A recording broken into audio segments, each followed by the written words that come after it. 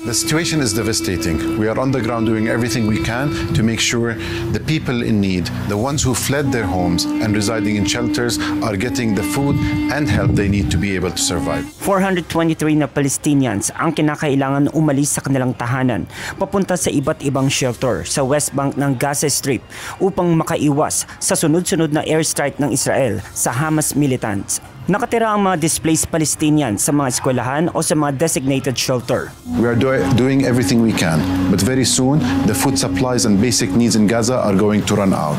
Bukod sa pagkain at iba pang supply, ibinabala rin ng World Health Organization na nasa breaking point na ang mga ospital sa Gaza. Bawat oras ay mahalaga kung hindi agad papapasukin ng humanitarian aid sa Gaza, gaya ng health services at medical supplies, mas maraming buhay ang malalagay sa panganib. Ayon sa pinakabagong report, may mahigit 1,300 Israeli kasama mga foreign national ang nasawi at mahigit 2,800 ang sugatan sa Israel. 830 Palestinians naman ang namatay at nasa 4,250 naman ang sugatan ayon sa Ministry of Health ng Gaza.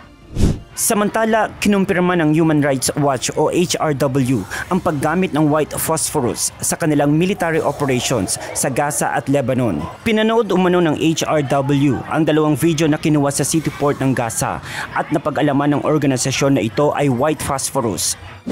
Ang white phosphorus na isang incendiary weapon ay isang deadly substance na makakasunog ng tao. Lalabag din ito sa international humanitarian law dahil maaari itong makaapekto sa mga sibilyan. Sa kasalukuyan, hindi pa nagbibigay ng pahayag ang Israeli authorities tungkol sa isyu na ito. Rajan Bolivar, UNTV News and Rescue.